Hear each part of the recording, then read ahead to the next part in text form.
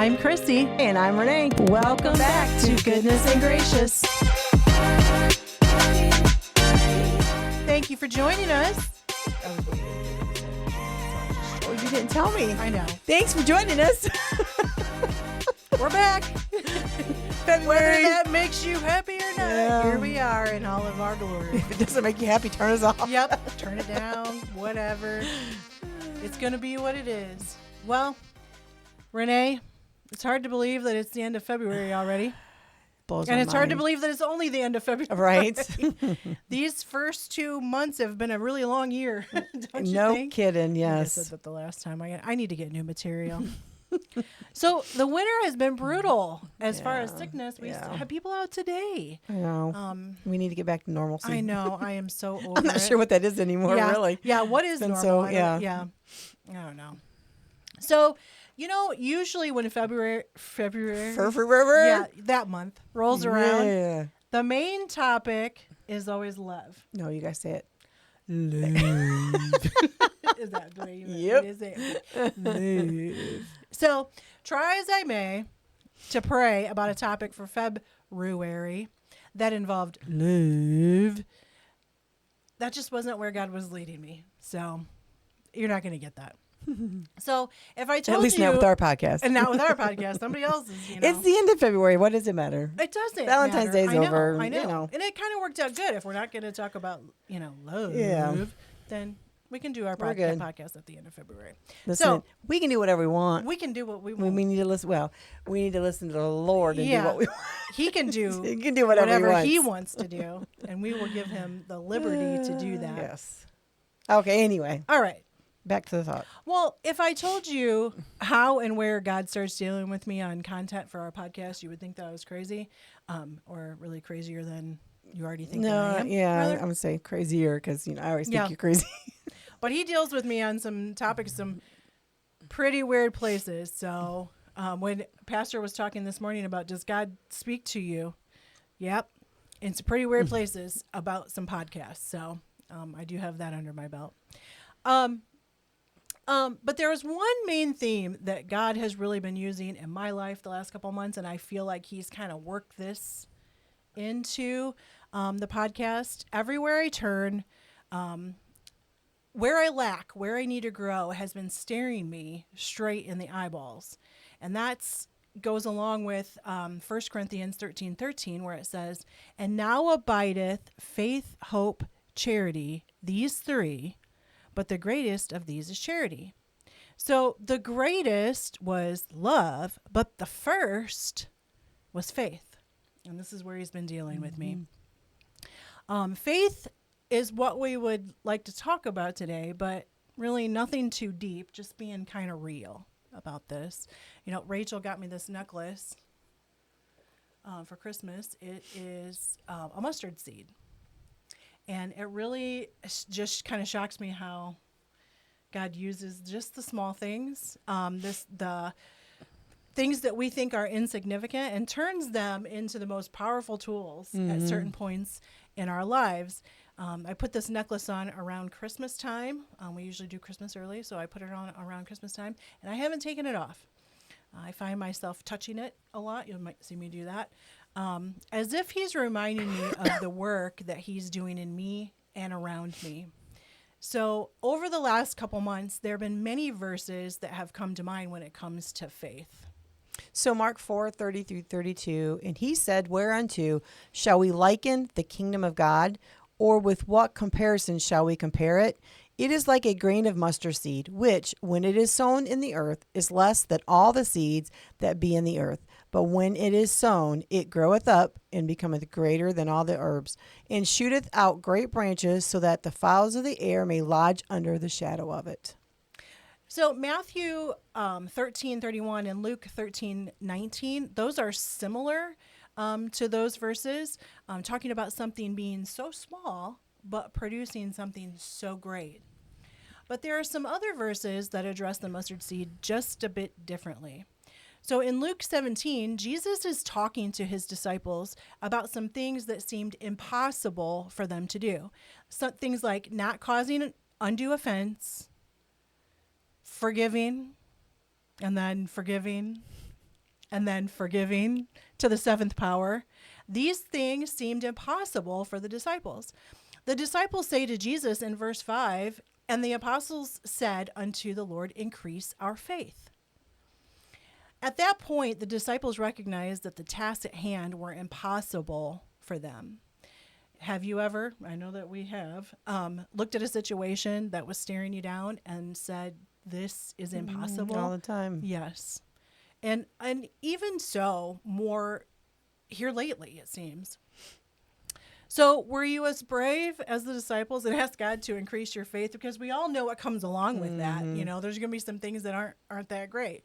Well, I read the next part, and the only conclusion that I came up with is that increasing faith is not and never really has been the answer to seeing Jesus move in your life. Just because the disciples asked for that doesn't mean that's exactly what they needed, you know, or maybe it was just a lack of a better term.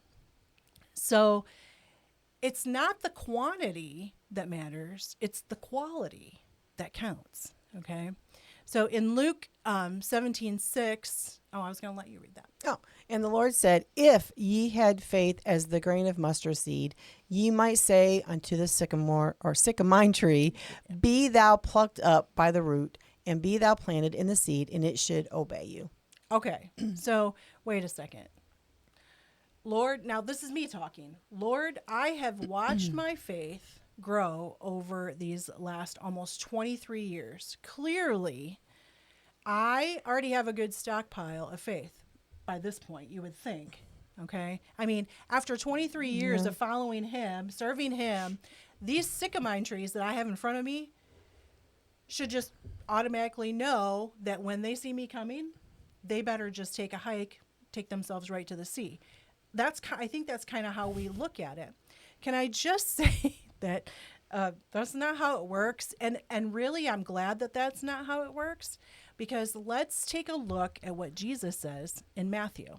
So Matthew 17:20, and Jesus said unto them, because of your unbelief, for verily I say unto you, if ye have faith as a grain of mustard seed, ye shall say unto the mountain, remove hence to yonder place, and it shall remove, and nothing shall be impossible unto you. Nothing shall be impossible unto you. And what does it take? Faith, you know, as a grain of mustard seed. This little thing, you can't even see it, but this little thing being I don't think anybody realizes how small it is. I know. And here's the thing is like, it just gets so sidetracked. Like it's like this can hold a lot and be so powerful, but we don't tap into that. So this sounds like a promise. You know, nothing will be impossible for us. So if I have checked my faith and it seems to be in check, why do these impossible things keep standing in front of me, even when I tell them to get out of here? And I believe in my own life it's due to misdirected faith. We did a podcast a while back about faith.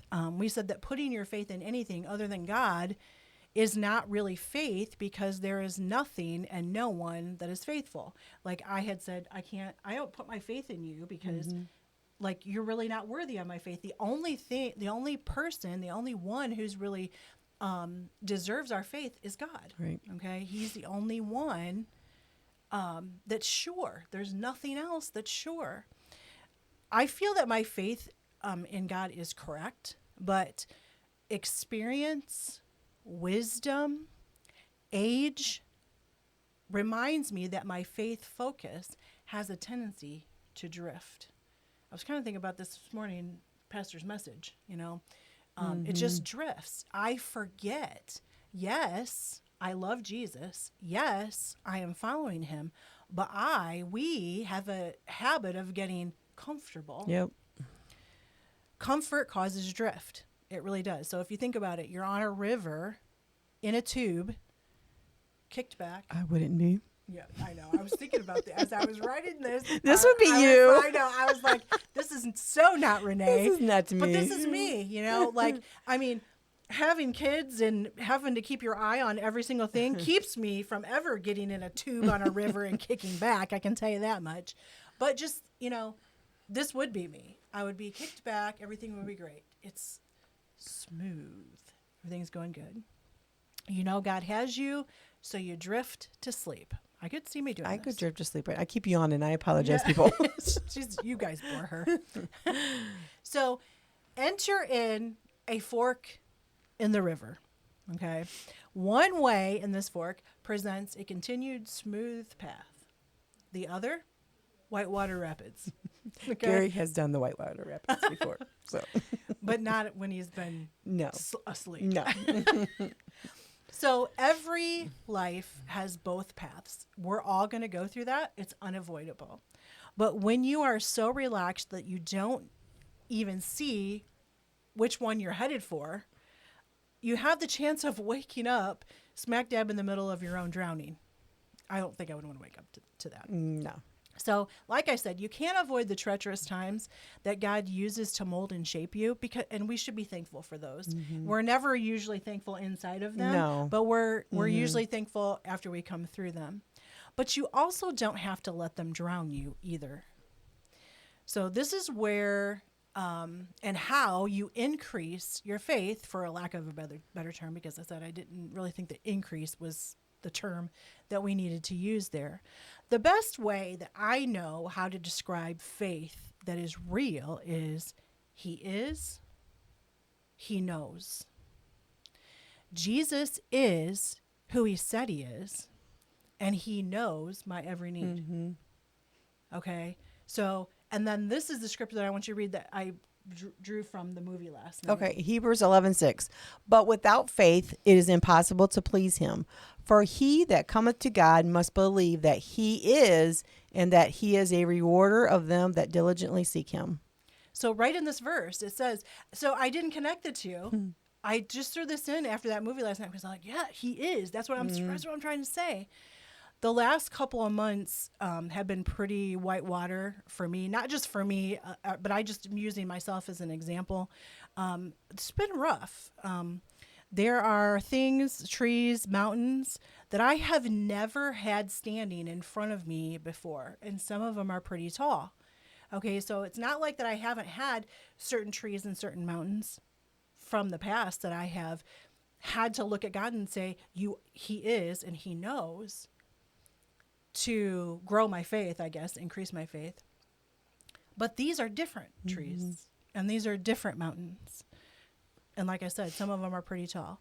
Now, it's not like I haven't had, many different trees, but they just look different. So what I'm saying and doing does not seem to be budging these like times past. So what I've said to my past trees and my past mountains is not working with these new trees and these new mountains. So let's look at the very next verse in Matthew. So Matthew 17:21, howbeit this kind goeth not out but by prayer and fasting. There it is. It's right there. Without meaning to be irreverent, the baseline of faith is he is and he knows. But the increase comes from the next mountain and tree that requires prayer and fasting for you to see that even in this situation, he is and he knows. So the part that we forget is he is and he knows. Every time I see that new tree come, every time I see that new mountain come, I'm like, I don't know what to, what am I going to do about this? Because I forget that he is and he knows.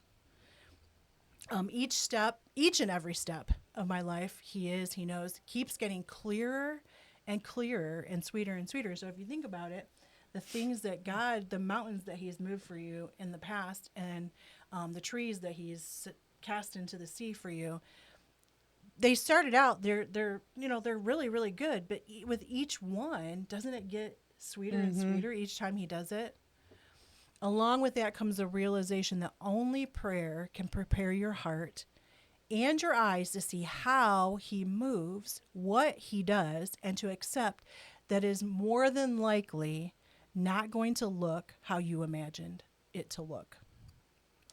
What you have predetermined in your heart and mind as an acceptable outcome does not matter to him. He's not really interested in how you fantasize that this is going to be. He's doing it. It's going to look the way he wants it to look because he knows exactly what we need. exactly what we need. But most of the time we want to tell him, this Yeah. is how you need to do it. Guilty. Yeah, I know. Oh, I'm guilty, yes. And why do we? So here's the thing. Because we think we know better than him. You're- What's like, what in the world? It's like, I know. loser. Yeah. That's what we are. Yeah. Yeah, we think that way. We are. We are. And so here's the thing. I have something going on in my life right now where I'm really having to trust him. Like I have to have faith that he is and he knows. And I'm watching him move in ways that I've never seen him move before. And I get to sit back and watch a show. Right. You know what I'm saying? I get to sit back and watch a show. No, it does not look exactly like I thought it was going to look. Yes, there are some things that I would like to see done differently, but I think that's my thinking of what I think is best for me. But he's saying, that's not what's best for you. Let me show you what's best for you. And in the end, it's going to be more beautiful than I could have ever imagined. So some verses that should give us comfort when things seem to be going in a direction we hadn't imagined. Isaiah 55, 8 through 9. For my thoughts are not your thoughts, neither are your ways my ways, saith the Lord. For as the heavens are higher than the earth, so are my ways higher than your ways, and my thoughts than your thoughts. Aren't you glad for that? Yeah, no kidding. Like I'm so glad. See, because if it fits into my understanding, it doesn't seem that great to me. You know what I'm saying? Because I'm looking at myself and I'm thinking, I know me. So if God is doing things as in a way that I can understand them, we're not doing very good. Yeah. we're not on a good path. We're just not. But you know, the whole thing about the mustard seed is it's so small. And when he says, if you had faith as a grain of mustard seed, what fits inside this mustard seed for me is he is and he knows.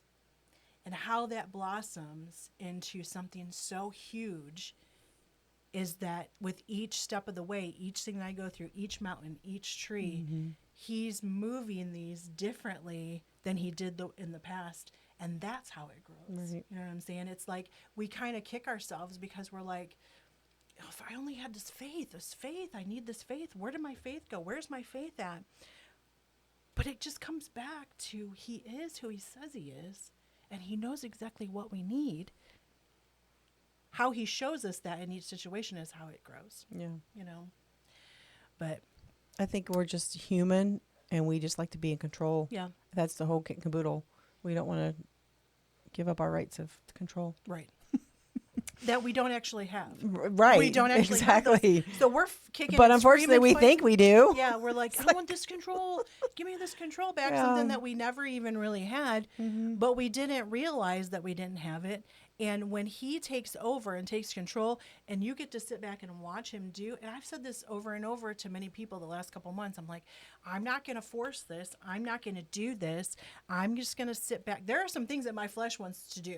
Like, I want to do this. I want to control this. I want to take care of it. I want to step out and do this. But he so graciously, like, pushes me back down and says, just wait. Just wait. And I have done that, Yep. and I'm not saying that my flesh doesn't want to still take control, but I've been watching what he's doing, and just to sit back and say that only he could do that. I couldn't have done that. Mm-hmm. That does not look exactly like I thought it was going to look. It looks better. Yeah, of You know. course. Mm-hmm. So that's really all that I have. Cool. Yeah. No feature content? Ah. No. I was like, I'll do The it only really song good. I kept going through my mind is I've been through enough. Yes. And I mean, there's different people that do. I was CT and Becky Townsend is one of the ones I know that, you Yeah. know, whatever. I know we do it here at the church or whatever. That's the one thing that kind of kept coming through my mind or whatever. Yeah, that's exactly right. That's the whole So- reason why I don't have it, because you have it. And, you know, my favorite line in that song is, I'd stake my very Yeah. life. I'd stake my very life Yeah. that he's going to take care of me. And I would really do that. Do I get in the flesh? Yes, I do get in the flesh. But I really would. I'd stake my very life Yeah. that he's going to take care of me. So that needs to be displayed for others around me, you know? Yep. Good job. All right. All right. Till next time. See ya.